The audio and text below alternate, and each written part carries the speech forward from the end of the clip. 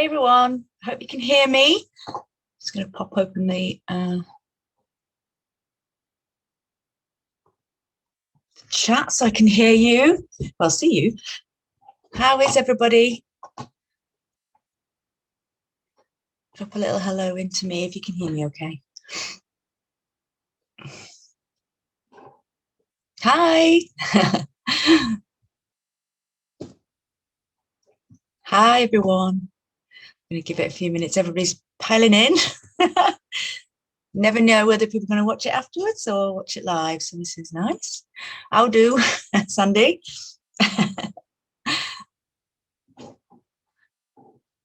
It's very nice to be doing one of these in the daylight because it's not dark yet.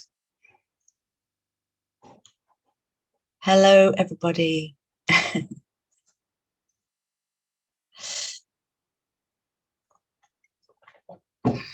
Hi, Gaynor. Hi, Dulcie. Just give everybody a few minutes to get on in because some people may not have spotted you've got to register. So, but I don't want to hang around because I've got quite a bit I want to get through. Share all my Photoshop secrets with you. From the waist up, Sandy, from the waist up. You know how these things work. Slippers on under the table. Looking good.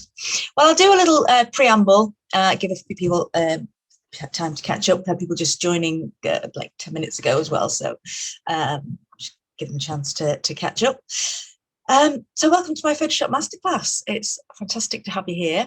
It's been a long time coming. I've been talking about it for well over a year, but I'm really excited because it's something that I hold quite dear to my heart in terms of helping my job being a lot easier, developing my ideas, but presenting them as well. And so it's something I just really, really wanted to share. And so here we are, which is very exciting. So the format is going to be that I will do 2 demos. So the first one will be showing you, just get rid of my alerts, showing you how to do a mock-up of a design. And then the second one will be about enhancing your finished design. So that's more sort of editing the photograph at the end. So yes, going through all the tools that I use that I've used Photoshop over the years and quite self-taught. So you might know things and think, why is she doing it like that? But it works. It works for me. There's more than one way to do things. And I've even learned things doing this, putting this together for everybody, with some of which I'm passing on. But I want to keep it quite specific. I don't want to try and overwhelm, but I do want to obviously pass on the useful tools. You just got to give yourself a bit of patience and practice with this because, you know, it still makes me swear from time to time, like furniture. It will happen. So, you know, you just got to let yourself develop skills, go and grab a glass of wine if you get really frustrated and come back to it. But hopefully with the guide that accompanies these demos, you can sort of play them back, use those step-by-steps and practice. And also I've made the images that I'm going to be using tonight available. So if you want to literally go through those same steps and echo what I've done, that hopefully is possible too. So I'll be releasing those tomorrow with the recording because we're just putting the last finishing touches on it because it's ended up being even more in depth than I thought it would be, but I didn't want it to be too concise really. When I know there's a lot of people who are new to this completely, there's a bit of a mix of people who used it before and some haven't. So tonight I'm going to go fairly swiftly through. So if you do think, oh my God, I'm lost now, you're going to be able to pause and play this back right afterwards and as many times as you want. So that's a better format, I think, than everybody trying to keep up and catch up because people will go at different speeds. So I'm going to go at my-ish speed, but I'll be explaining everything as I go along, and then you can watch it back afterwards with the guide on hand. So without further ado, we better get in there because I have got quite a bit I want to get through, and then at the end we'll talk, can do some live questions, anything you want to ask about designing or Photoshop if you've had some experience in having issues. We can talk about that, or anything you want to see that I've perhaps not covered in what I consider my essential sort of tools. And you're going to see that we're going to revisit the same tools over and over again, so it starts to reinforce those same tools. I've got my little favorites, things you might not have thought about. You might have come in and started trying to use the paintbrush and things and thought this is rubbish. I'm going to show you some tools that hopefully will make you think, oh, that's a lot easier. So let's get cracking. Okay, so I'm going to share my screen. Not like that. There we go. And take us into Photoshop.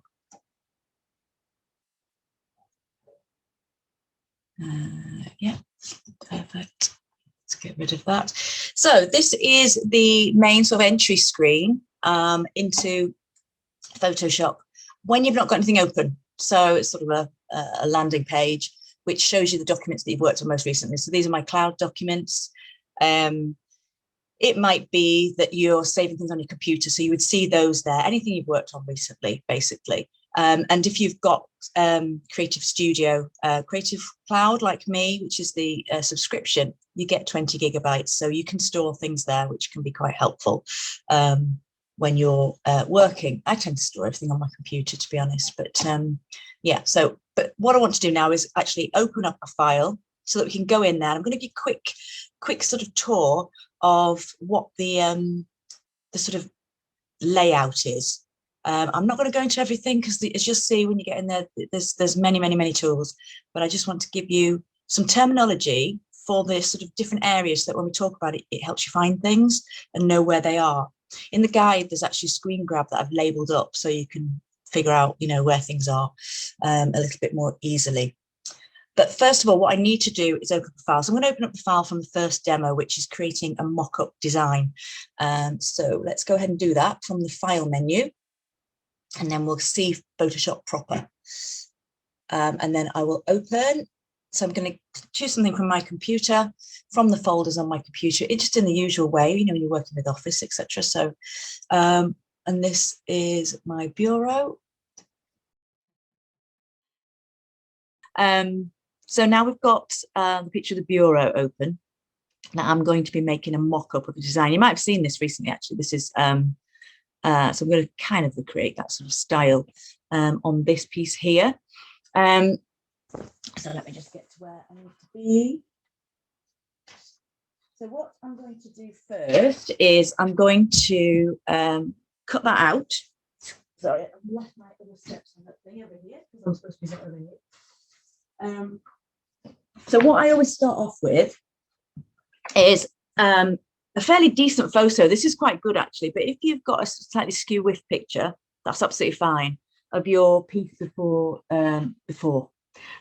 So I've got quite a good shot, but if you've got a picture, even if you've got a picture of it off the internet from a shop or whatever, and you want to get cracking with design, I can show you how you can tweak that and make it workable and look good by just, you know, if it's maybe a bit tapered or, you know, it just needs the sort of tidying up, because we're actually going to cut this off the background. So if you had other furniture in your storage unit and you wanted to cut it out, you could do that too. So what we're going to do is cut that out. Now, what we can do actually has slightly thrown me off my. Oh my god! I was going to explain to you what everything was in Photoshop first, wasn't I? I could even put one of the recordings in for you tomorrow because that might be better than this channels. Yes, so let's just go back a step. This is the document pane, basically. This is the document area where your different Photoshop documents will sit. So you can see I've got a tab across the top here with my bureau. Let's just open a new one so you can see the difference when I add an. So I'm going to add my backdrop in. This is what I'm going to cut my image out and drop it onto. So I'm just going to open that and drop that in. And so now you see I've got two tabs and you can see which one is active, which one I'm working on at any one time. Like so. You'll also see, yeah, oh, that's fine. Yeah, and then, so across the top here, this is the menu bar. So that's what we call it, the menu bar. Very similar to working in Office and etc. So you just click on those and a menu shoots out with sub-menus. So I'll be referring to that as the menu bar because there's loads of tools and options there. But there's only very specific ones that I use, mainly around images, like color and saturation, that sort of thing, and transforming tools. So I'll sort of show you those as we go through, and I'll keep on using the same tool. So it'll definitely start to get clearer as we go along. And then underneath that, you've got an options bar. Let's just get rid of that. This bar here is the options bar. And that's kind of contextual. It's sort of like sensitive to what you're on, so it will change. So if I'm in one of these menus up here, struggling to put my mouse down here, I think. There we go. If I'm in one of these options up here, these controls will change.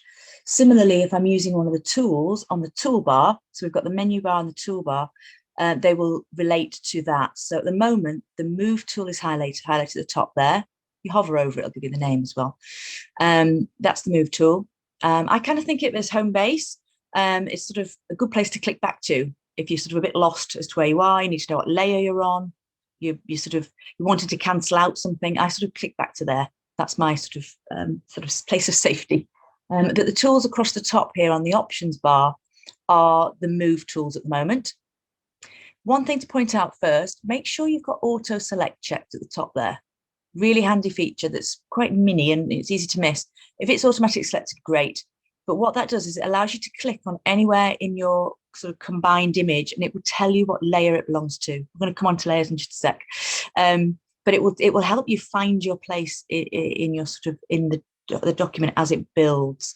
So auto select, just get that checked on and we'll see that as we go along. And if I click to, let's go to say the paint bucket here. You see that the options change across the top. And again, I can go down to the shape tool and the options will change to be relative to that across the top. So that's what that does. And then on the right-hand side, we've got panes, sort of panels, sorry, which relate to, let's move me out of the way, which relate to the color palette. So I'm just going to move those up and down so you can see them a little bit better. So these are the colors that we're working with. Properties around the things that are going on the canvas. I don't really ever use this, so don't worry about it. But the layers at the bottom here, I do. And we'll come on to that as we start to build our image up, we start to make adjustments. We'll be creating more layers in here. And you just need to think about it as like a stack of papers, effectively, layered up. And the top one is what's on top of the drawing. And all those sort of layers sort of create a composite, basically. And we can sort of shuffle them about in order to, so you think about the background of an image that's behind the piece of furniture, for example. But as I said, you'll see that as we go through, and I'll show you how to manage those in there. Can be a really useful tool. Okay, so back to our bureau, and I want to cut this out to drop it into my backdrop that I already opened. Now this is quite plain. You could design on it here if you wanted to. I quite like to put it into a sort of a nicer sort of fresh background to work on. I think it looks more, I don't know, it just looks tidier than just my scruffy workshop. You could actually drop it into a picture of the client's room if you wanted to. But I personally find that's a little busy when you've got all the other things going on. I quite like to absorb all that, then bring it onto a cleaner canvas to work. So it's up to you, and perhaps put it into their room in the same technique that we're going to do here, drop it into their room at the end so that you can see, you know, how it will work and they can get a feel for it. So I'm going to cut this out. I'm going to use the object selection tool. So here on the toolbar, you may have a different icon here because what you'll find is you click your left mouse button, it will highlight it. You click your right mouse button, you should sort of denoted by that little tiny triangle there. You're going to get a menu fly out when you click on it with your right button, and it gives you different options. So if I choose the object selection tool, it's going to put that into play, and that becomes a slightly different tool from the one that was already there.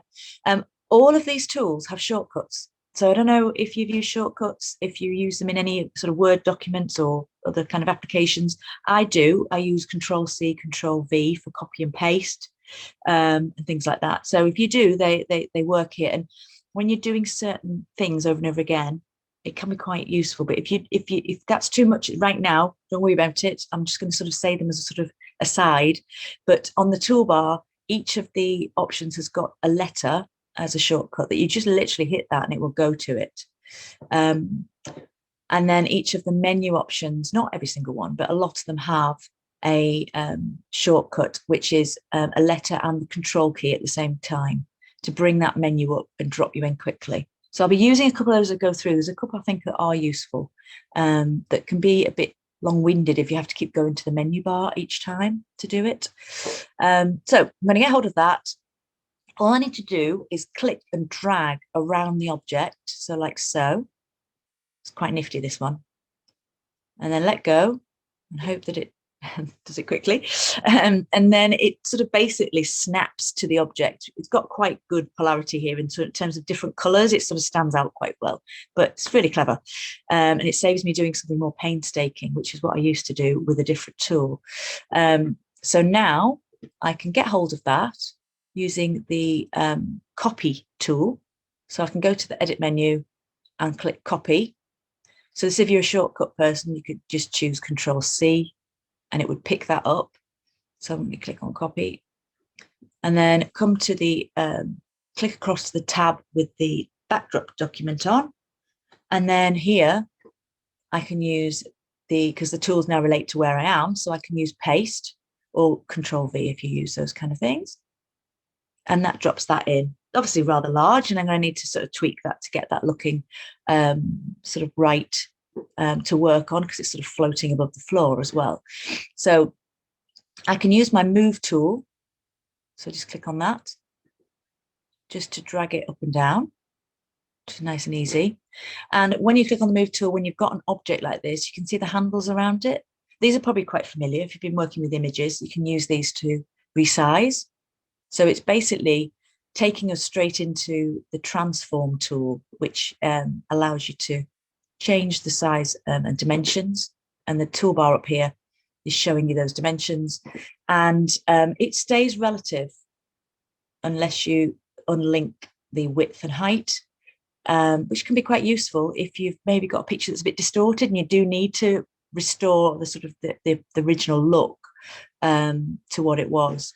I'm just going to use the undo tool to just revert that back to what it should be. I don't think that's what it should be. No. I think that's it now. I think I must have done it a few times. So you can keep clicking the undo tool and it'll keep taking you steps back, which is really useful. Or Control Z. I'm a Control Z. As soon as I made a mistake, you can roll back and undo it, which is quite reassuring. In fact, everything you do in here is saved through the history tab up here. I'm going to be in the way, I think.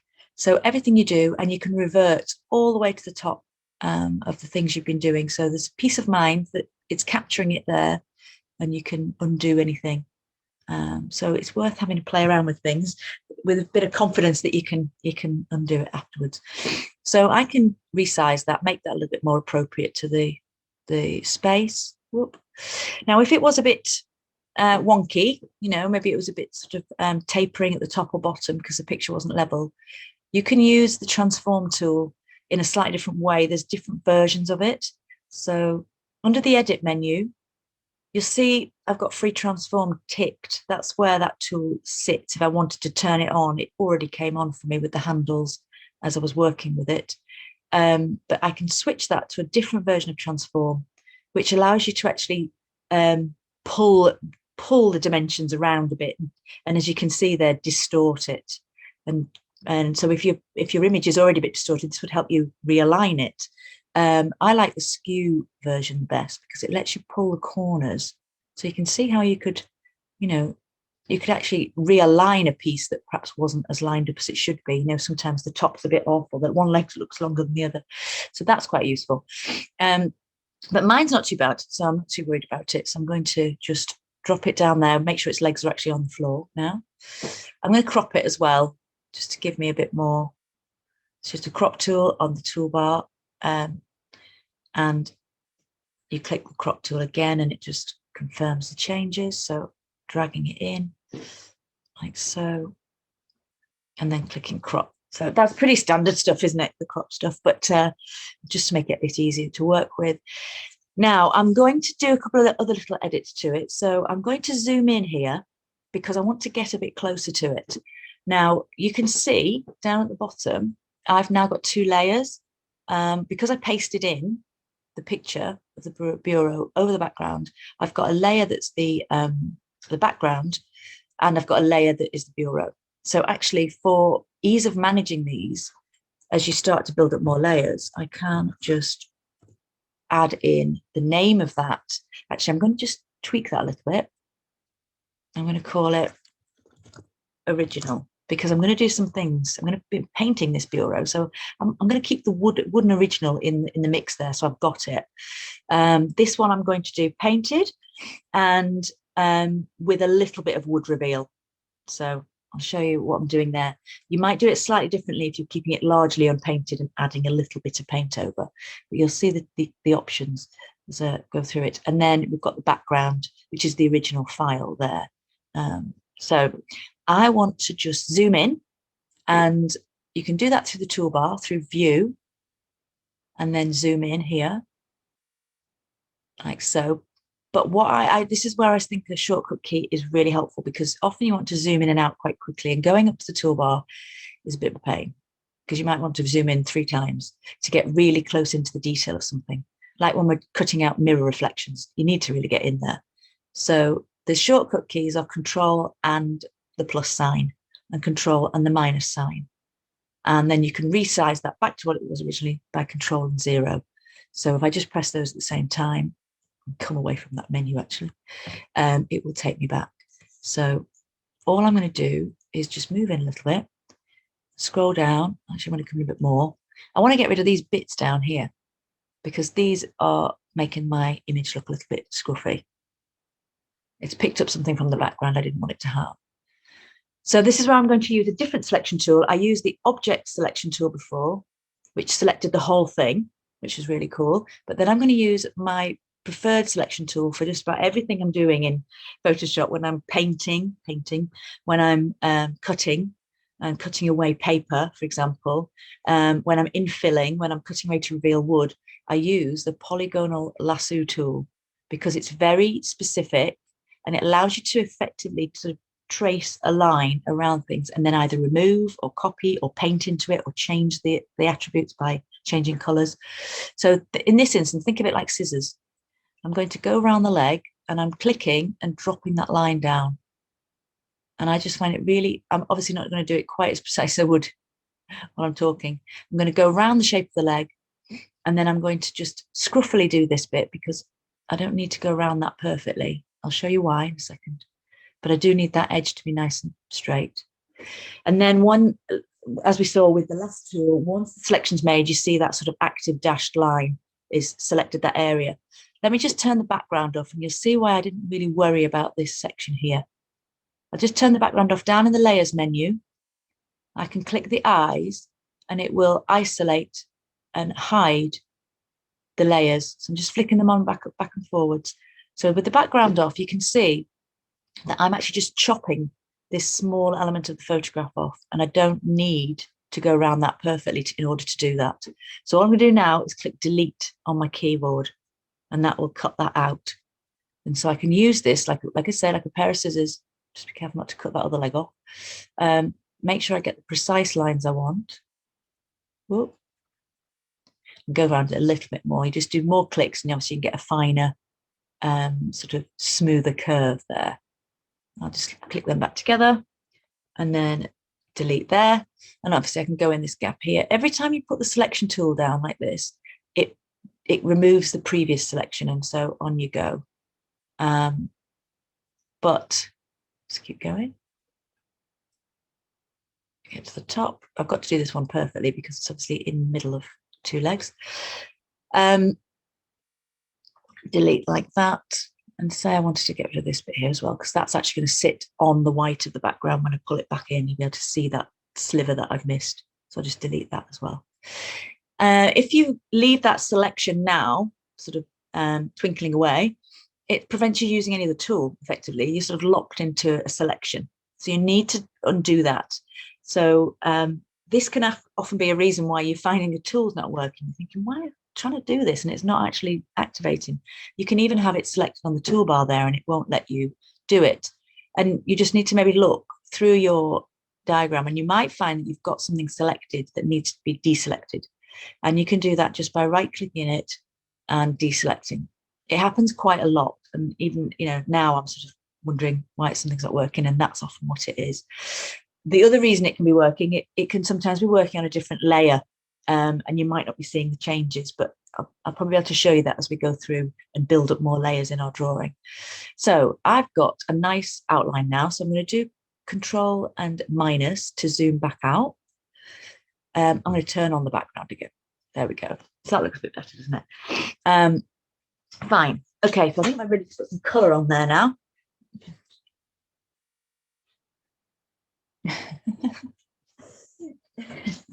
So where are we up to? Yeah, that's what I'm going to do. I'm going to save this first. This is what I tend to do right at the very beginning, is I'll save this as a PSD, which is a Photoshop document, which means it protects all those layers so that I can come back to it. But then I've always got the original piece. I don't have to do that job again, because as I start to change it and put design on it, you sort of lose the original. So you might change, get so far down a design that you think, oh, I want to start again. So this is where I tend to save an original copy. So I've just gone to File, Save As, and then you just choose where you want to save it. So I'll save it on my computer, and then leave it as Photoshop, which is .psd, and I'm going to change that because that's the name of the background file. So I'll just call it Bureau. No, I won't spell it like that. Embarrassing. Furniture misspellings. Bureau Design, and then click Save. Okay. And obviously this is not a format we would share with our customers, because they won't be able to open it unless they've got Photoshop. But this is what we need to save if we want to come back and quickly do edits. Like the original of this, we've changed the color. So I just came back in and adapted the color to suit very easily, because the layers were already still open. As soon as you save as a JPEG, it effectively flattens all your layers. So you want to be quite careful that you've got this saved as a PSD. And then when you come to save it as a JPEG, it's a separate file. You're not losing your changes. Okay, so let's go ahead and change some paint colors. So I'm going to do paint colors, show you some shapes and patterns, and sort of importing bits in to do some virtual decoupage, because I know there's quite a few people interested in applying their own prints or applying paper and showing how that and mocking of how that's going to look across, slightly different surface. So I'm actually going to be decoupaging the interior of this, so you can see a little bit of how I sort of mold it around. But we'll start by painting, virtual painting. And there's a couple of ways that I do this. The really easy way is, actually, what I'm going to do, because I'm doing a mainly painted piece with a cutaway to wood, I'm going to keep this original in the background. I'm going to duplicate it I'm just going to right click on this layer and create a duplicate layer that I'm going to paint, so that I've got a wooden version behind it. So I can do cutaways and it will show the wood. That's just one approach that I do. Like I said, if you were going to do design over a wooden surface with elements of paint, you might just start on this and start to draw on top of it. And you could fill in, you could fill in the drawer, you could paint the legs, you know what I mean? So, but because I'm doing a wholly painted piece with little bits of wood, just for this particular design, I'm going to create a separate layer. So I can do that by right clicking on an existing layer that I want to copy. I can also come up to the layer menu up here and does the same thing effectively. So as long as it's the right one highlighted. So I'm going to call this, just in order to keep it nice and tidy in my layers, Painted Bureau, like so. I'll click that there. So they both look exactly the same at the moment. But what I'm going to do now is start to paint this. So one of the ways that I change the colors, so you get the whole item will change in color as if it's been painted, is to go to the image menu and use the adjustments and the hue and saturation, and it effectively tints the piece, which allows you to see the features of the piece. If you've ever used the paint bucket, you might be aware that it kind of does take over a little bit, and it can kind of be a bit splodgy, and you sometimes can't see all of the detail. This is a bit finer and a bit more and sort of delicate, I guess. So I'm just going to open that up, and so the top side is going to change my actual color, or hue as they're calling it. So I want to go across to, I'm going to do Inchera Blue for this one. So I'm going to keep going till I find blue. The line doesn't seem to match exactly where the colors are. So I'm going to go across to blue, maybe darken it down. I'm doing this by sort of memory, really. You could be just inventing what color palette you wanted. So you can do you can use the sliders, and you can see how you can still see the colours of the sort of textures and the sort of outlines of the piece still sort of breathe through. That's one way you could do it, doing it by eye, or you could go and get a colour sample and actually match it perfectly. So I'll just show you how to do that. As you can see on my image, I've still got the handles on there. So perhaps when you're taking photographs, you might want to take them off first, or you'll have to sort of disguise those. So let's go to open a sample of the paint. So you must bring the things you want to colour sample into Photoshop to do it. It can't sample things outside. So I'm just going to go and open that as a separate document. And then I'm going to use the eyedropper tool. This might be something you've come across in other applications as well, which will actually sample a colour from an image. So that's on the menu here. So I'll just click on that, bring that over and grab that. It does look a little light here, but I can always tweak that afterwards if I want to. I think this is where you have to use your judgment of what looks correct when you're presenting it to customers, because, you know, this is an artist impression. And I do think we don't need to seek perfection with this. We don't need to spend hours and hours and hours on these designs. It's to give people an idea, isn't it? So you'll see I don't necessarily worry too much about the odd line that doesn't meet, or it's way better than, you know, samples on a board with just a photograph of the piece as it stands now. So yeah, even I don't do them super perfect. So now I'm going to go back to my bureau. So you'll see over here that the colour that I selected with the ink eyedropper tool has now added it to this colour menu over here, the colour palette, and it's showing as the active colour in the foreground. So it needs to be in that square, and then you know that it's actually been sampled. Oh, that's the wrong one. Let's just go back into that. There we go. So now when I go into image, actually, I could just show you with the paint bucket tool. If any of you have tried this, what happens with that? Let's just set the opacity. This is what happens with your straightforward paint bucket tool. So it's fine, but it's, you know, not great. Let's just undo that. So you can set it to be slightly opaque on the options menu across the top. So that would give you a little bit, but it's still not great, you see? So I quite like to use them in conjunction with one another. So let's undo the paint bucket, and we'll go back to the hue and saturation menu. So I'll go to adjustments, hue and saturation. And then this time, if I just go straight down to colorize, it actually then pulls the color from the palette through for us. So we can see that it will jump to those settings. So it's taken the hue, saturation and lightness values from the color palette and dumped them straight in, which is super nice. And on these menus, you'll see you've also got a little preview option, which will, obviously I left a bit of the paint bucket on there, didn't I?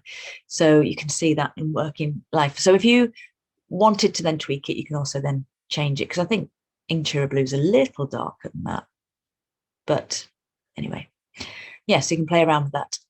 Let's click OK, because otherwise I will lose those colors. There we go. You can also click on the color there, on the color picker, and you can, if you look in here, you can see you've got other kinds of values. So there's the hue, saturation, etc. You've got CMYK, so if you want to match a color reference from a wallpaper or a fabric, because you often have those kind of print references. And there's RGB in there as well, and even hexadecimal for web colors. So you've got all this sort of options there to match colors if you need to. And then you can sort of, you could create sort of painted areas with the paint bucket. And so I use that in conjunction with the selection tool, the polygonal lasso tool that I like. So I could actually, let's just zoom in a little bit again with my Control Plus. If I go around the outline of this drawer, this isn't quite as transparent as it was before. I think I did leave some of the paint pot on before. I can then come into the paint tool and just paint specifically in that area, or I can lighten that specific area. I can change the hue. It allows me just to work with that specific part. So if I wanted just to go a little bit lighter, I could play around with the colours here and change that up. So that allows you to paint specifically, which I rather like. So you could outline the legs, drop in the colour that you want. Obviously, you've got the opacity there if you just want to put a sort of a tint over the top of that. So those two hand in hand, I think, allow you to change the colours quite successfully and make it look like it's been painted. So I'm just going to deselect that because that won't let me do anything else till I have. There we have our bureau painted. So next up, let's just double check. Yeah, I know what I'm going to do. I'm going to switch back to my original bureau. I'm going to hide this painted layer just so I can see what I'm doing, because this one's sitting on top of this one. So I'm just going to close that. I'm going to lighten it a little bit because I want it to look like it might look after it's been stripped, because obviously this is original condition, it's varnished. We know it's going to look a bit fresher than that afterwards. And one thing you could do is to take your pictures after you've stripped things. I guess most of us like to start the work after we've agreed the design, you know, in case we do something we don't need to do. So I always work on top of the, and you can see the grain really if you want to work with it. It's never really caused me a problem to do it this way around.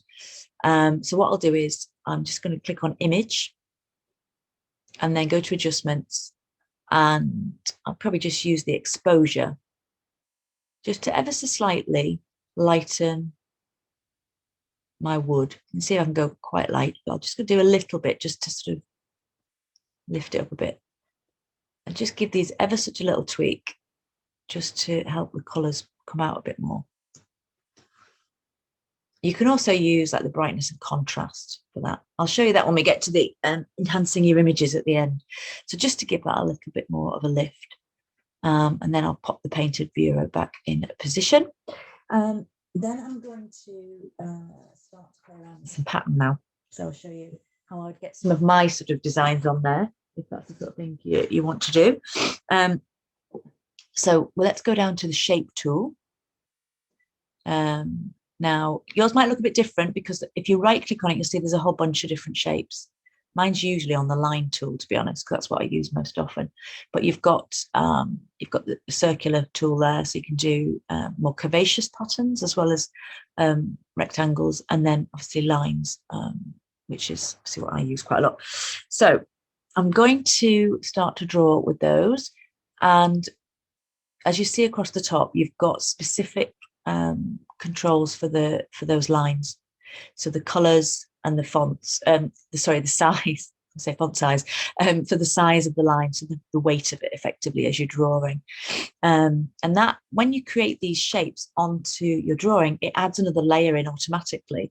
So you can move them around and you can work with them, you can hide them in just the same way as we did with the bureau. So it allows you to sort of switch on bits of pattern. So if you added, I mean, I did this with this bureau, I had sort of like a cube design across the front, but I can actually just turn those off, especially if you add them into a group together. So I could come down here, create a group, just double click on that and call it design 1, and just group them together, all the lines that, I don't think there's too many eyes in there.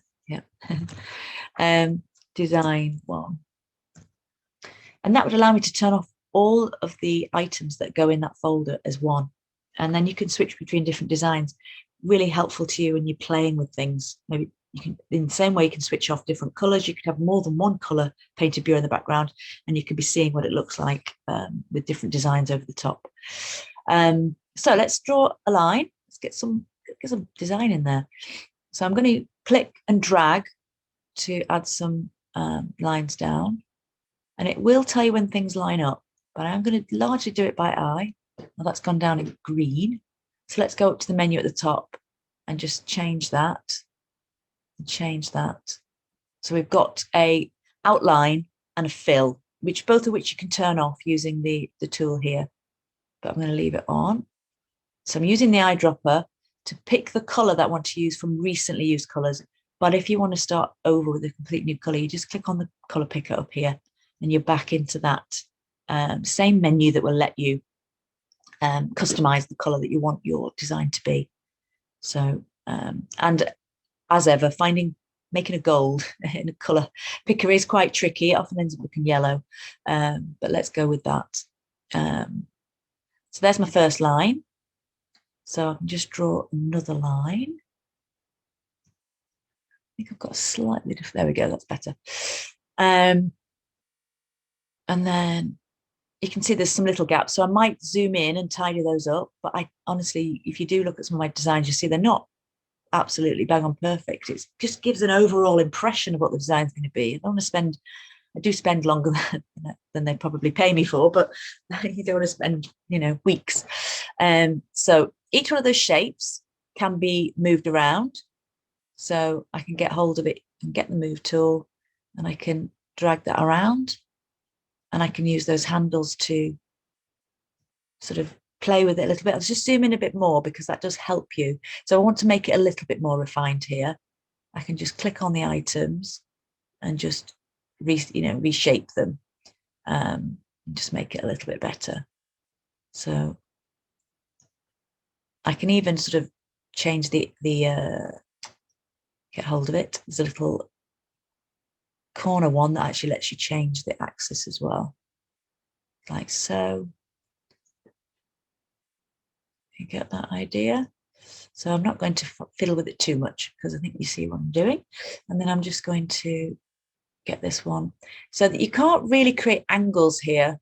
So you just have to sort of overlap them to get those lovely diamonds and chevrons, I'm afraid. Or unless you want to import some shapes in that then you could add.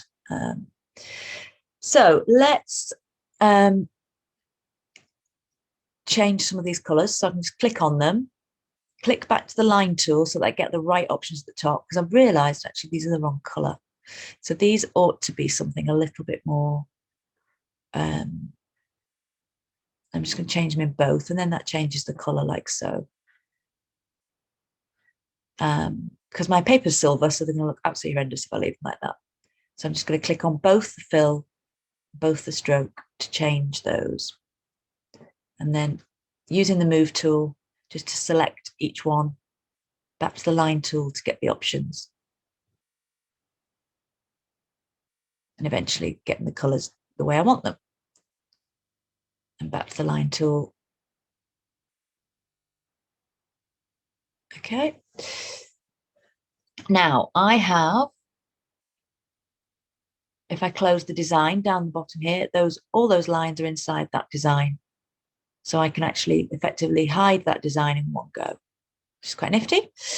So let's do a little bit more with it. Let's just use the polygonal lasso tool to cut away, and to also, I'll do a little paint as well so you can see that happening. So I use that to go into the area, click in each corner. You can see a couple of my lines that don't overlap properly, but you can spend a bit more time than I did. Just go around like so till it links up. And then in this instance, I just actually need to make sure that I'm cutting the right thing. So I need to go back to my bureau, because it's the bureau that I want to cut out of, the painted bureau, so that the selection is applied to the right layer. So now if I use the delete key, I'll see the wood of the layer directly below. And then I'm going to let's just do some painted ones in here. So I'll just go in, outline those, use the paint bucket, and maybe, I don't know, just go for something a bit lighter. This probably looks horrendous. Not my normal sort of colours. Anyway, go in like that, over here as well. And then paint in there. And actually what I've done there is I've actually created that on top of the painted bureau. So like what I could have done to keep those bits separate would be actually to create a new layer, made those painted areas on it, and then I could have put it inside the same folder and closed everything at once. I've actually ended up editing this painted bureau down here. So we can create new layers. So a new layer, oops, let's just get rid of that. Deselect that so that I can actually,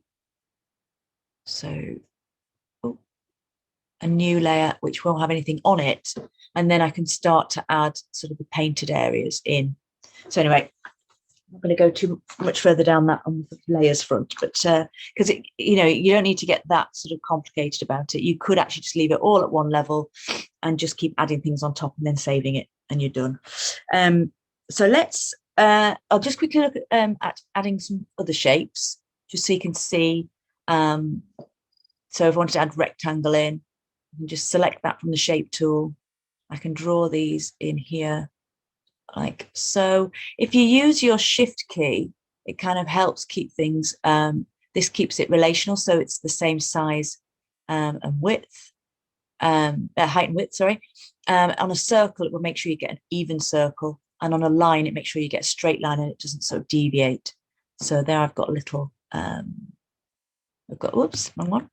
I've got a little button which has got a handle even, which has got a different colored outside, so I'll just make that the same color as the inside.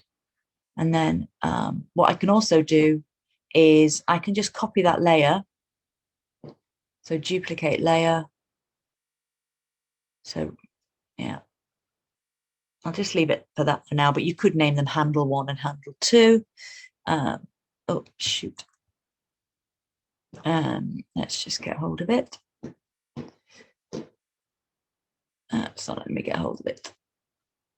There we go. So that's where the move tool can be quite useful. It's like clicking on the item. It shows you where you are in your menu down here. And then make sure that you've selected the right thing. So I've actually just moved that a little bit, haven't I? So those are my handles. And actually, they're behind the design at the moment. So what I should do is get hold of them and then drag them right to the top of this list so that they appear above everything like so. So I'll just click on this one, which will take me to it, and then I can drag that to the top as well.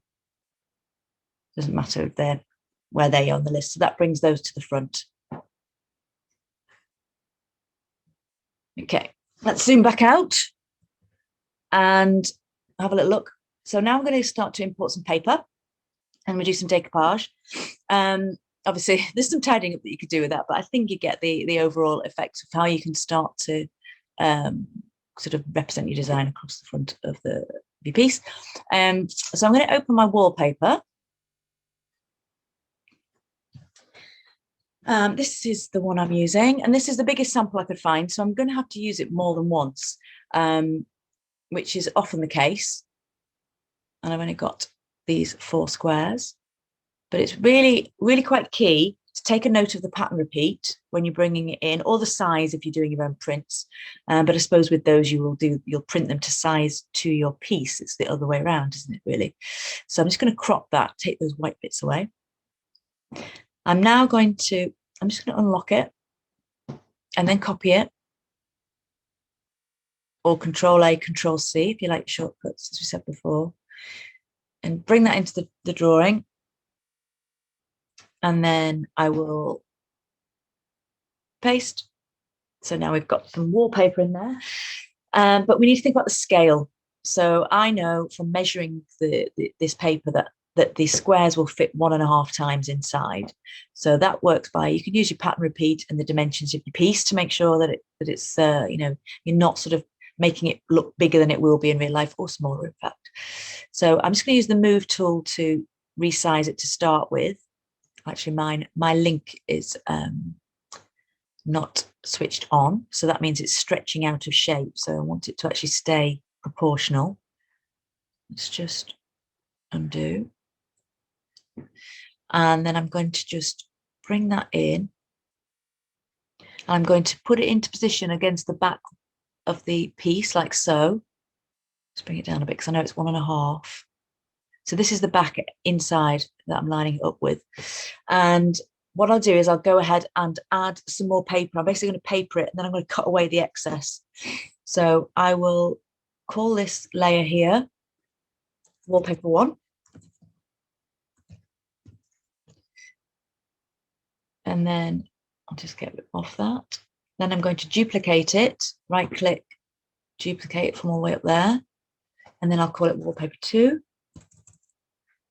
Just do those 2 for now, and then we'll do the side. And then what you'll find is using the move tool that you've got 2 now. So there's 2 layers side by side. So I just need to match that and line it up. A little bit harder when you've got sort of pattern repeats and stuff, but I've had pretty good success with most papers I've used, sort of tiling it across effectively. And again, it's an artist's impression. As long as your scales aren't massively off, it's pretty amazing what you can do with these little wallpaper samples. So now I need to get rid of the excess.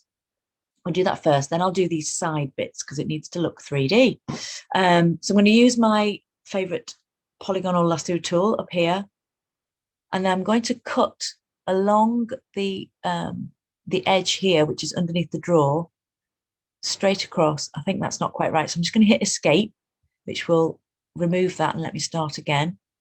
I'm going to go straight across, and then I'm going to go around this bit because this is just excess and it's on its own layer. It's not touching the piece behind. And then I'll just delete it. Now it's only deleted 1 because I'm on wallpaper 2 layer. You see down here. So, but I can reuse that selection by changing the layer that I'm on.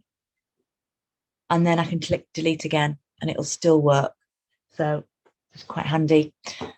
So now I just want to use the same selection tool, which I've still got. And I want to take the line that's down the back of the cabinet and cut that away as well. So I'm just going to cut down here and try and get that bit looking right, like so. Ooh, ooh. Right, now that hasn't deleted because, and that's one of those things that could get quite frustrating, I'm on the wrong layer. So when that doesn't happen, you think, why hasn't that deleted? Have a look across here, and actually wallpaper 1 is the sample on the left. So if I click to wallpaper 2, you'll see that I can delete that now. So it's just a bit of sort of standing back and thinking, why is that not working? Now I want to paper the sides. So I'm going to deselect this area. So I'll just right click and deselect. Let's copy wallpaper 1 because I've actually cut this piece down, so I've got less of it. So we'll go for the one that I've got most of. And duplicate layer, wallpaper 1, copy to become wallpaper 3. And then I can use the move tool to pull that out, line it up at the side. But this is where I need to really play around with it because I need to get the perspective right so it looks like it's coming towards me down the sides. So I'll use the edit and the transform tool that we've seen before. And I'll use skew. And I'm just going to pull this right down because I want to get this angle here. So I'm just going to pull it right down towards me, something like that. And then I'll use the same tool to cut away the excess. There's a little bit of guesswork here, but you can always undo it if you take too much off. So I'm going to follow the line down by the side of the drawer to the front. And then I'm going to cut this away. Like so. And if that line isn't quite right, I can always take a little bit more off. And then I'll deselect that. That's not too bad. There's probably a little bit you could take off down here. You can just kind of go around it. Like so. And then if I need to, I can obviously use my transform tools and sort of move that around a bit. And it might just be a little bit out of line. It's not too bad. But you know what I mean? You can perfect that sort of thing. And then if I want to then create something for this side, well, I'm going to use this side. I'm going to copy it and flip it. So I'll copy wallpaper 3 into wallpaper 4. And then just make sure I've got the transform tool selected. And then I can right click and I can flip horizontal. And it's flipped that copy. But this obviously shows that I didn't take the picture quite head on. So what I'm going to do is just use the transform tools. Let's go back and click it because it's come off. And then I'm going to unlock it because I just want to squidge it, basically. I want to foreshorten it. So I'm just going to do that so it looks slightly different from the other side. So I'm obviously a little bit off to the center when I've taken the photograph. So that's it. Obviously, you can refine that a little bit, but that's the theory of how I'm sort of decoupaging virtually on my pieces, to give you an idea of that. So then all I want to do at the end of that is let's just come out. I think my design might need a little more development, don't you, until it's ready. But you know, so you can use your polygonal lasso tool to go into the back of here to add the illusion of a mirror using, you know, maybe a color. And I also decoupage these sides. I can add a line across the top to make it look like there's a light in there. A very faint sort of lines here to sort of denote glass doors that are going to be in there. And I went ahead and painted my legs silver as well to go with my design. So you can see the tools that I'm using to create those designs there. And then you just want to save as, get into the practice of saving it as a PSD. So you've always got that to go back to and play with. And then when I want to save it as it, let's just do that first. So I'd do that to replace the original, or actually probably, beg your pardon, I would actually save as PSD. I'd save this as V01 or something like that. 0.1, sorry. Version 0.1. So that I still have that design that I saved before ready to work on if I want to go for a different direction. And then I will do File, Save As, save on your computer, and then I'll save it as a JPEG. So you want this one here. Oh, I realize there's so many notes, just this one here. And I can leave that file name because I do use those sort of formats when I'm sending people designs. I might send them more than one, and save that. I'm going to leave it as quite a high file here and click OK. Okay, so that's the end of the demo into creating design mockups and the tools that I'm using. So I'm going to go straight into the second demo, and then we can have a chat at the end if anything you want to revisit, or anything that you wanted to see in there that I can cover. I should also mention, actually, before I wrap up on this one, you can use the paintbrush tool if you do want to do freehand painting. It's maybe better with a stylus. I've had some success in creating curves, you know, joining up lines and creating curves freehand with a mouse. And obviously you've got the ellipsis tool that you can do circles with. So you can do, there's more you can do in there. It doesn't have to be geometric. And you can also import decals and stencils and things. So there is other ways that you can design within here. So let's close these down and open up. No, thank you. I'm still going around there. Oh.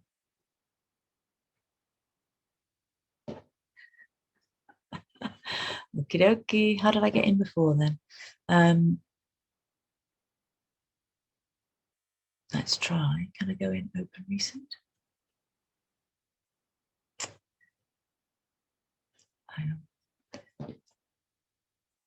Bear with me. It looks like we're having trouble to get in again, so I'll see if I can get in another way. I want to open up that shot there. Let's see if I've got it on recent. Yeah. Okay. Whew, not quite as long a lag as before. So I've got this fabulous photograph to edit with you, which I've deliberately left as full of stuff as possible so that we can go through how I would enhance this and get this ready to. Now, I know a lot of people will probably use Snapseed for this sort of thing, but obviously there's an awful lot more detail you can go into in Photoshop. You know, in terms of enhancing and getting rid of some of the elements, it's a lot more precise. You can get really much more detail with it. So my image is a bit wonky, I should say. So I'm going to, first of all, I'm going to open the background for editing. So I've just clicked on the padlock down there. So just undo that in case you might have missed it. So just click on the padlock. And it means I can work with this image rather than just applying layers on top of it, like I did with the background before. So I'm going to highlight it, and then I'm going to just manipulate it a little bit. Now, if you use your shortcut keys, it's Control A. Otherwise, you can use the marquee tool up here, which will let you highlight the image like so. And then I can use the transform tools. We're back here again. So there's still a lot of tools in common. And I'm using skew again to tweak, because it allows me to pull one corner at a time. Distort's a pretty good tool, but it does both at the same time. And sometimes it's too much. So I just want to be able to delicately lift the top. I don't want the bottom to come up too much. It's come up a little bit. And we need to be gentle because we don't want to change the look of our piece and distort it terribly beyond what it actually looks like. We just want to straighten it up where the picture's not quite captured it. So I think that's a bit straighter, just checking it. So yeah, something like that. Just click on the move tool and that should accept those changes. So I'm going to crop it in now so we can start to see what we're working with a bit more. It'll also tell me if it's more lined up. I don't think it is quite as lined up as I've had it when I've been going through it before. Let's just bring that in and bring that in. Okay. It's not too bad. I probably would line it up a little bit more at the bottom, but yeah, I think we can work with that. Get the idea. So I'm just going to click crop. I've left some of the surrounding things. We obviously have to give room around our pieces, don't we, in our photographs, rather than cropping them tightly in. So there's some things I need to get rid of there, which we'll do together. So the first thing I'm going to do is simply enhance my lighting a little bit. As a sort of, oh, I've got something selected there. Why is it not doing that? I think because I'm still on crop. Right, yeah. Oh. I don't know why it's doing that. Oh, there it is. Strangely, it had grayed out, but there it is. So image adjustments, and the two things that I use are brightness and contrast or exposure, just to lift up that lighting and make it pop a little bit more. I always use brightness and contrast on my images. I don't know if it's my eyes, but I always just pop that up just a tiny bit on both, and it just seems to bring a bit more depth to it. The exposure tool, let's just undo that so you can see the difference. This is like related to lighting, obviously, photography, and that can give you brightness sort of in the same way, but it's a little bit more effective, which is great because I haven't got great light for my photographs. You can also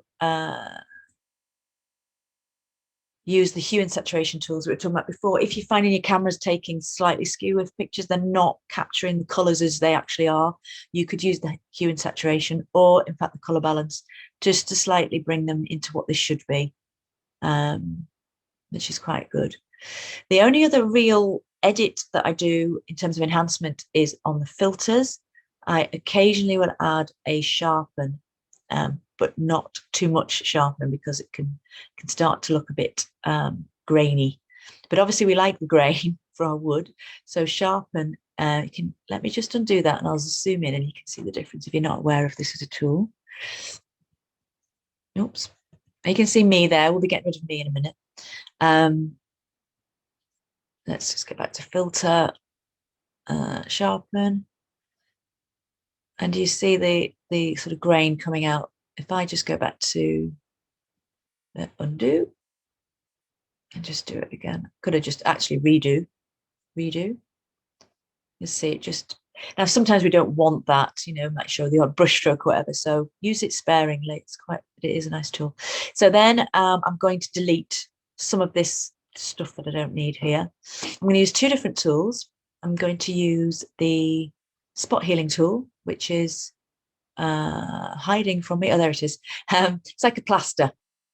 So, and if you've used Snapseed, you'd be it's a bit like the healing tool in that as well. So from the healing tool, from the spot healing tool menu at the top, I can just change the size of it.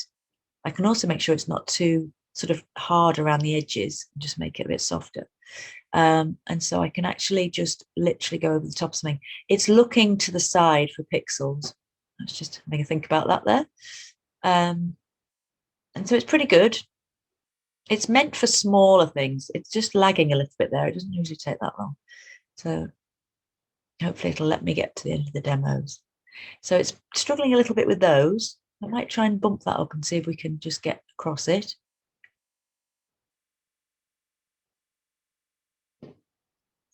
Get there eventually. It's just picking up some information from around. So if the spot healing tool doesn't do it, well, it seems to be doing it. Yeah, that's cool. So now I'll just zoom in, scroll across, and get back to the move tool so I can get across. Are we good? There we go. And I'm going to drop the healing tool down in size. So let's go to a much smaller one. See if we can get that.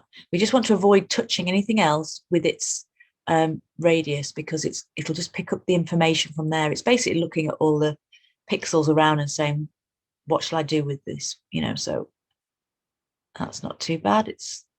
We've got quite a busy picture. It can get a little bit tricky, sort of.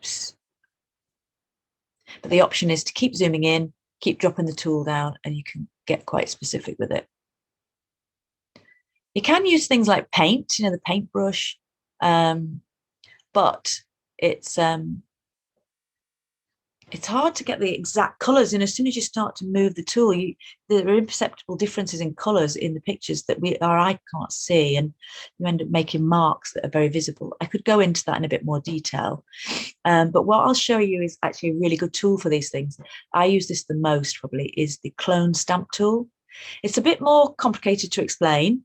So I would use the healing spot healing tool as much as you can, and then when you find it's not doing the job anymore, sort of come up to this one, and that's that little stamp icon in the toolbar, and that actually sort of lets you paint with surrounding pixels. So what I can actually do is now you have to click Alt on your keyboard and click your mouse at the same time, and it sets a point, and then you just click your mouse and you can see the point that it's been set inside that bubble.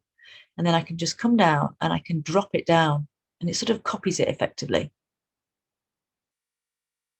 So I could do the same here. I need to press Alt, and then I can copy the surrounding pixels over the top, and I get a much cleaner line than the last tool was giving me. Same, I can do the same here, which is quite nifty. So if I come out again, I'm just going to zoom back out. I can use the same tool, the clone stamp tool, maybe make it a bit bigger using the sizing in that one. Let's go a bit bigger again. I could actually use Alt and copy down here and start to copy the floor out here. So it's quite a powerful tool. And I can go, all I'm doing is clicking across bit by bit. So it's sort of picking up the same information and taking it across. It's one to practice with. It's one to play with. You can see it's starting to pick up the edge of the door, which I don't want. So I won't put those down. You can see the little cross that's showing you what I'm copying. And I'm doing lots of little clicks gently across, so I'm not picking up anything I don't want to. So here, I'm just going to, I'll probably set it here, and then I can go up here, get rid of those, like so. It's a really good tool. It just takes a little bit of practice to use, but it allows you to extend your images ineffectively as well as correct them. So I can come out like that. Right, full steam ahead at the time. So I'm now going to cut out the mirror image inside there. So I'm going to zoom in quite a bit and remove that image of me in the background. So I'm going to do that with the quick selection tool that we've seen before, that you can go in and actually pick up specific areas. The object selection tool was the one that I drew across the whole bureau. The quick selection tool actually goes into areas and just picks up specific parts, and you can grow the quick selection tool, which is rather nifty.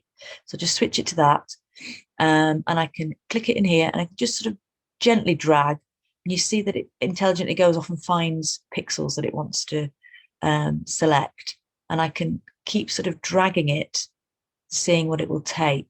Yeah, just making sure that it's not selecting anything I don't want to delete. Let's just see if I can get it to get that bit. I'm not sure if I'm going to be deleting too much there, but let's just click delete on the keyboard, and that's taken out Well, there's a funny little bit that's still there. Let's get rid of that bit. So it's really nice and quick, but you need to be careful. Look, it's picked up part of my shelf. So what I'll do is I'll come to the toolbar and click the selection tool minus, and that allows me to remove that from the selection like so. So I can start to play around with it and just get the ones I want. So I'm going back to the plus now. Now that's way too much. So you can get quite fiddly with it. You could, you know, really tell it exactly what you want to select, but there will be bits that it just can't get because maybe the tones are too similar. So let's just delete that so we're a bit further forward. And that's where I would use my polygonal lasso tool to come in and just actually hand select the bits that I wanted. I'd probably zoom in even more so I could get the curves right. Just click, click, click, click, click, click gently to create that's gone a bit quick, but anyway, we'll just delete that bit and then I can delete this bit. Some reflections you'll be able to get out much easier than this. There's obviously quite a lot of items inside my cabinet, and you do need to make sure, I think I need to not do that. You do need to make sure not to delete the reflection of the items as well, because that looks a bit strange. This may not be the neatest mirror reflection I've ever done, but I think you get the idea. That needs to go down to about there, because that's where the mirror starts.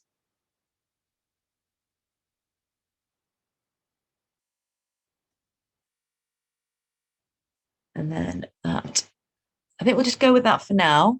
Let's get rid of that bit there. And we'll get the background in so you can see how that works. This is where layers become, incredibly useful. So let's just deselect him and then we'll zoom back out. And then we're going to open the room that we want to drop in the background. So open that. So we need to pull that in now. So I need to unlock this file so that I can copy it across. And it becomes a layer that I can copy in. So I'm going to do the edit copy option at the top, or your shortcut keys again. Back to the drinks cabinet. And then I can paste it here. Now, obviously it's on top. That's not where I really want it. So I'm going to go to the layers menu and pull it below. So automatically it looks pretty good. I can do a few little things to it to make it look better. So I'll use the move tool to slide it around. You can see the handles, because I've got the right layer selected, the handles relate to the layer underneath. So I can just slide it around, get it to where you think it looks realistic. And this is judgment, really. So I'm going to put it there, I think. But you can obviously resize it. You need it to be small because it's obviously not really close to. And then what I might do also is, let's just accept that by clicking the move tool. I will just ever so slightly, I'm going to use the hue and saturation, I think, ever so slightly lighten it. Oops, that's the wrong way. Just so it feels like the things in front of it pop forward a bit and it's not completely competing with them. I feel that sort of helps really, because it's meant to be a reflection. It's not meant to be absolutely as clear as what we're looking at. So something like that. And then looking pretty good. But what happens if we want to do something a bit more exciting and dramatic? You have to excuse the fact that my doors are at a funny angle. I wouldn't normally do that. Yeah, I'm going to now add a background on behind the piece. As we've seen, we could cut it out and drop it into a room. You could go to something like Adobe Stock or another kind of image library and actually get a room scene and drop it in, or as well as a client's actual room, and drop the whole thing in. But for this, I'm just going to show you how to get the slider background in. If like me, you work in an area where the background doesn't always look the best. So I'm going to use that same quick selection tool. What it's showing me there, when it shows me the little no sign, is that I haven't selected any layers. So I need to select the main layer because that's what I'm wanting to get rid of. So I'm just going to drag that down, short little drag, and it'll pick up This is great for around plants because who needs to be cutting all that out with a lasso tool? And then, oh, why is it not working? Oh, it's just gone on a bit of a go slow, I think. Oh.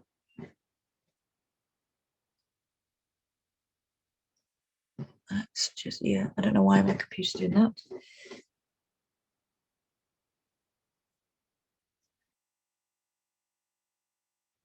Right.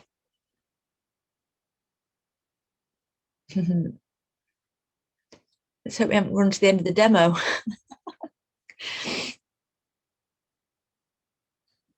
Okay, let's just switch things about and see if I can get it to.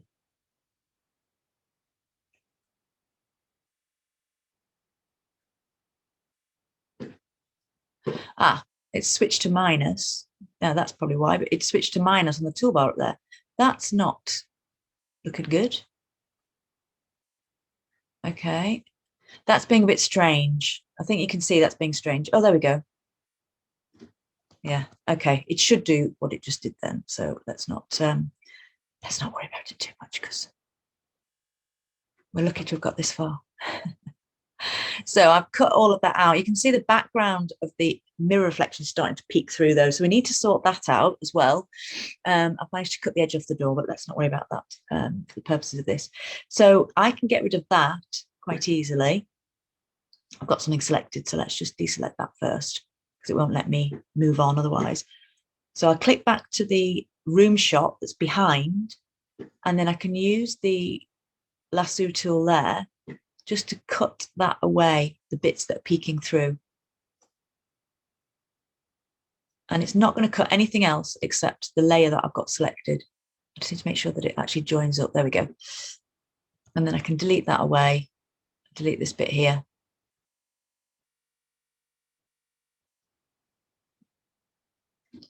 So on. There's a bit hiding there. So you do this with a bit more precision than I'm doing it right now. Zoom in a bit, potentially. I can also see some little bits here that I would refine as well. I'd go into here. I might even do it with the lasso tool to make sure it's perfect, to get rid of these bits so that you can see the background through that plant stand. But anyway, let's get the background in and we'll see. Let's open that. So I've got a nice marble background here, so concrete marble, to make it look more luxurious. So I'm just going to unlock that and click copy, bring that in. Now this, just going to go to free transform. Oh, look, what's that? What is that? I don't know what that is. I do think the tool's being a little bit strange now. There we go. Which I think is related to the network thing that I'm having a problem with. I don't want to put anybody off. It's usually pretty robust.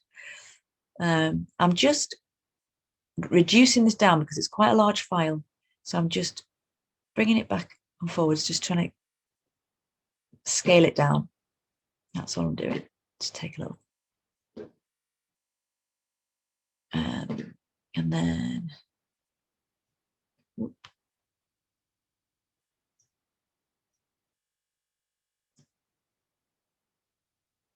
okay. I think that's a bit stretched, but I think you get the idea. That was, let's see if I can make it a bit more what it should look like. So, okay. And then I just need to bring the room layer back into the right order because look, it's showing through. So we'll just pop that back in. There we go. And then as a last stage, what I'm going to do is, let's just zoom out a little bit because I can't see the bottom of this shot. I'm going to open my logo and add a watermark on. So I'm going to copy that and add that into there. Bring that down here. And actually, I'm going to need to just bring it up a bit. There we go. So just bring it to the top of the layers. Whoops.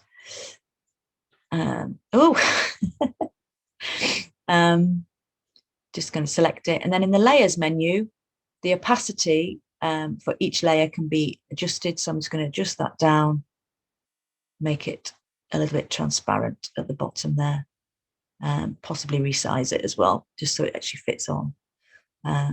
Not squash it, but anyway, distorting my own logo there. Yes, and then save as a JPEG. And that would just be sort of a regular file size.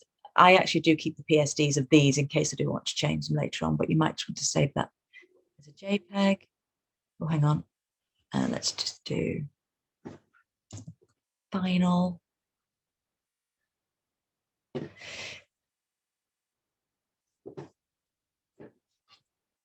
And that's us done. And just as an insight before we come out of here, because it's something that I don't know that we know, is that if you've got your original photo in here, rather than the sort of this one that I've cropped down, your image size under image, this is where you can set it to be high resolution so that it, you know, it's obviously if all the information's in your file, you want that to be 300 pixels per inch in the resolution of your image size. So when somebody's asking you for a high res image for print, this is how you can do it in Photoshop, assuming you've got a high quality image to start with. So, but it's a big file and you only want to save those for print and production purposes, really. You don't want them for web and you don't want them for other apps. So there we go. So we bit over. I'm going to stop sharing, but I can always jump back in if there's anything you want to see other than I've already gone through, because obviously you're going to have access to these demos to play them and pause them and, you know, over and over. So let's just see.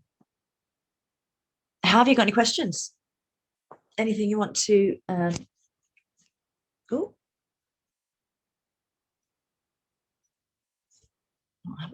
you disappeared.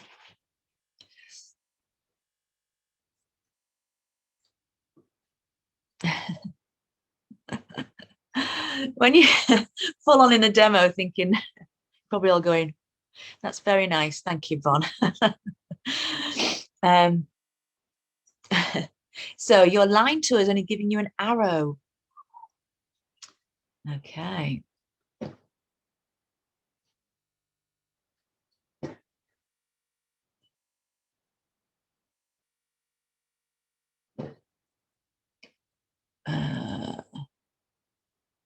So up here, there is a line. There should be a line style somewhere. This is not something I normally play with, so I'm just trying to help here. Shape.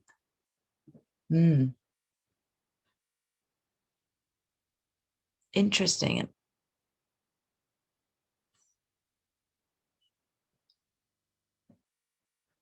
I don't know. I'll have to help you with that one afterwards, I think, because I can't see the answer to that instantly. Let's just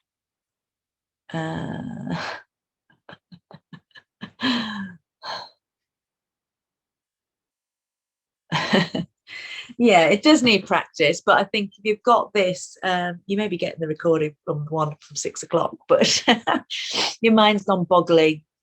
Yeah, but that, yeah. There's yeah, it's a tricky one, but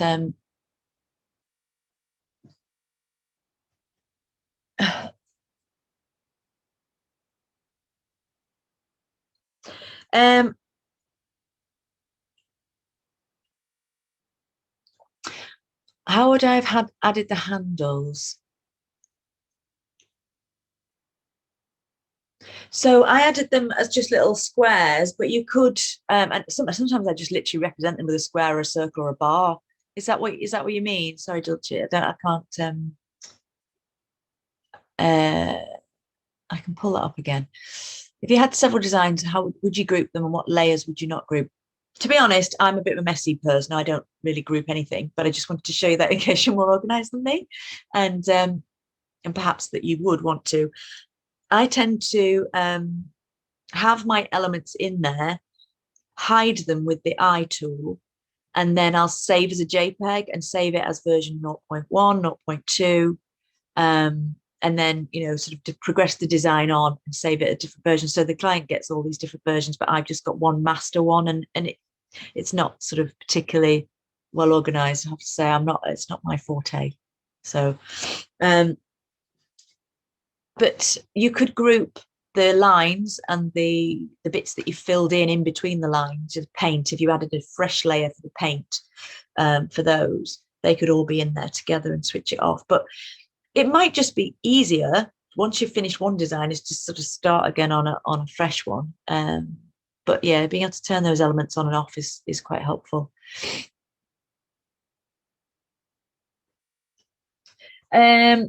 Which bit for? Do you mean for the handles?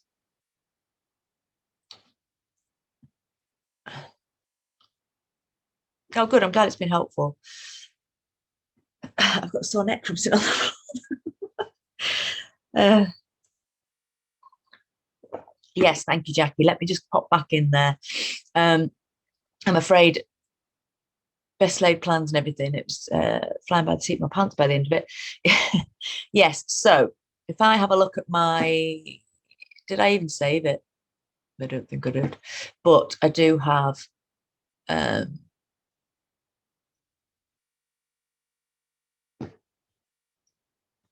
Let's have a look.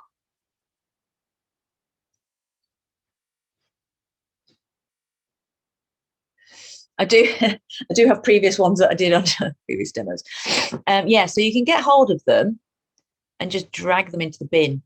You want to get rid of them, just get them rid of them like that. So that's why groups are quite good because you can see this is how I tend to work, but I've got ADHD, so this makes sense to me. But I've managed to name things in this, but I just tend to use the move tool and find the thing that I want by clicking on it, use the move tool, click on it, and then alter it. I don't have a lot of organization in there, really. But yeah, so I'm not going to pretend I use the groups, but I do think they're a good idea.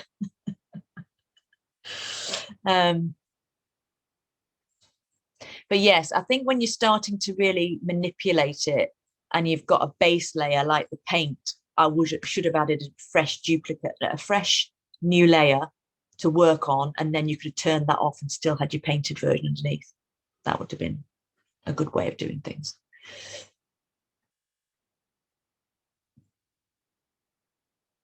Yes, Kerry, that is right.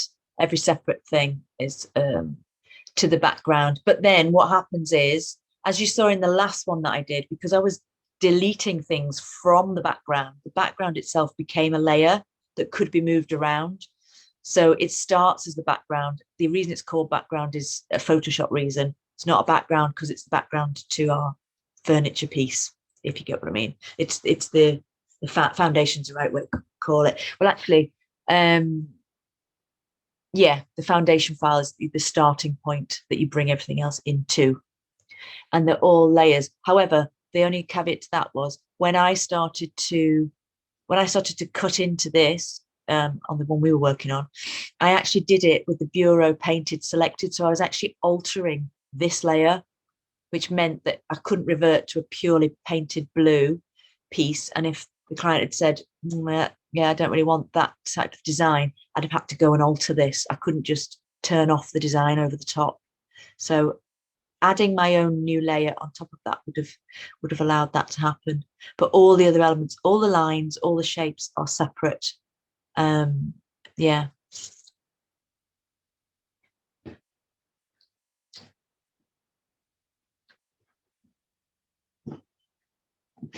And let's just stop share for a sec. Yeah, we're going, swiftly. But it's the same tools over and over again that I'm using, isn't it? And that's what I say about picking up bits and bobs myself as I go along. You can always add more to it, but getting those tools sort of entrenched, I think is part and parcel of it. Sanderson, you know how you added some from the paint bucket before you used the hue and saturation? Would there be a way to that to get out of the paint bucket action? Is that what you meant, Sandy? But to get rid of it? I would have reverted as well. Yeah, I would have gone back a step. I used Control Z because I make a lot of mistakes. And so I just used the shortcut keys. But you can go to undo on the top and just keep going and just keep clicking undo, and it would have taken it back. Or go to the history panel. I'll show you the history panel now in a complex document. Um, so that's up here in the so it's another set of panels. If I didn't have these panels open, the history will be over there, but obviously I've got 6 open now. Oh, this hasn't actually got that many in there. Oh, right. Okay. I don't know why that's. I think because I've closed the document. So it's obviously inactive of the lifespan of working in the document, but it would have all of those changes. And you just click up the list and it reverts it to that point, which is really rather good because you can only click undo so many times. I'm not sure how many, it might be like 10 or something, but you can go back and go back and go back and then redo if you go back a bit too far, which is, I think,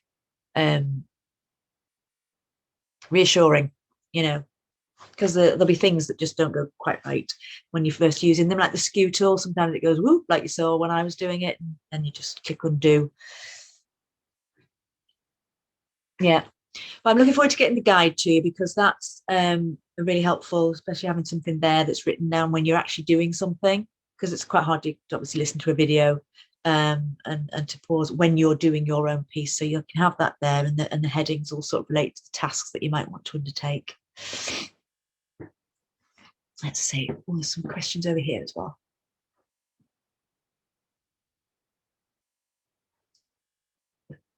Oh yes, I think Gemma, you just I think you just asked me that, and then I answered it just then. Yes, there is. It was supposed to be a tip card. It's now turned into something of a user guide with step by steps through most of what I've done actually. Although I'm having a slightly different order now because I'm sat on the floor. But yeah, you'll be able to go through. You'll be able to print it off and work along with it. Thanks, Sandy. Oh God, I wanted this one to be like dead professional. Well, yes, good luck. I really hope that you'll give it a really good bash. I know there'll be frustration. There is with anything new. Just step away, get that glass of wine, I reckon. But it's, you know, that lasso tool, you know, it get to grips with that. It's cool. And I know how much the clients appreciate it and how you kind of feel like, okay, I know that they know what they're getting and they're not going to go, ooh, at the end. So persevere. But so the resources will be hopefully there tomorrow. The guide certainly will be. I'm not sure I'll share this recording, whether you'll get the recording from the one before. But anyway, I'll be sharing the recordings with you. And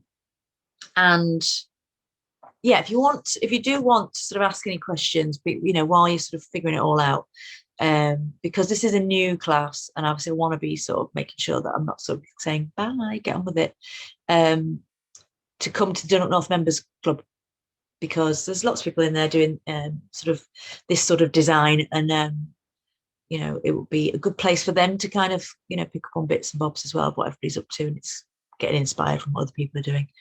So that's a good spot. Unless you're in the Creative Insiders subscription group, but of course, yeah, you can ask me to show you some stuff on there as well while we're meeting. Fab. I'm yeah, I say apologies, but I suppose I don't run the internet, do I? Thank you, Kerry. Yay.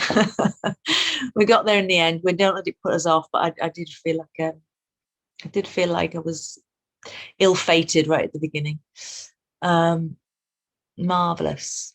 I'm going to hang on and see if there's any last questions for you.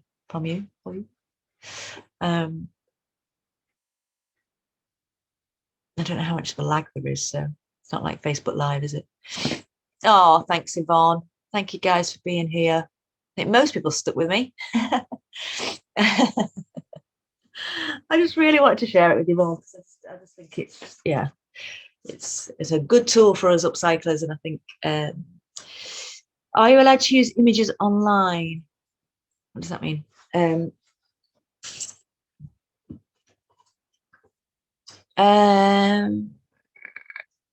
Do you mean the image I've shared with you, or do you mean hello? Do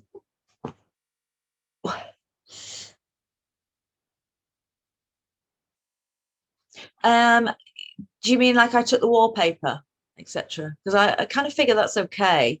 Yeah. Well, you just need to be careful. I did that one. Please don't share that one around because I borrowed that off the internet. And this is obviously a private thing. It's not a public thing.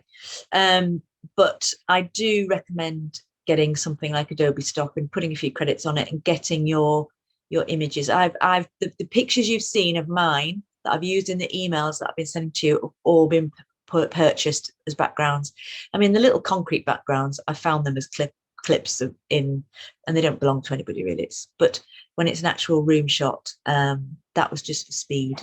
But the ones that I've actually used in my Instagram and on my Facebook have been purchased from an image library, just licensed. But the backgrounds I've shared with you are free ones as well. So it's probably just, don't use that room shot that I've shared with you.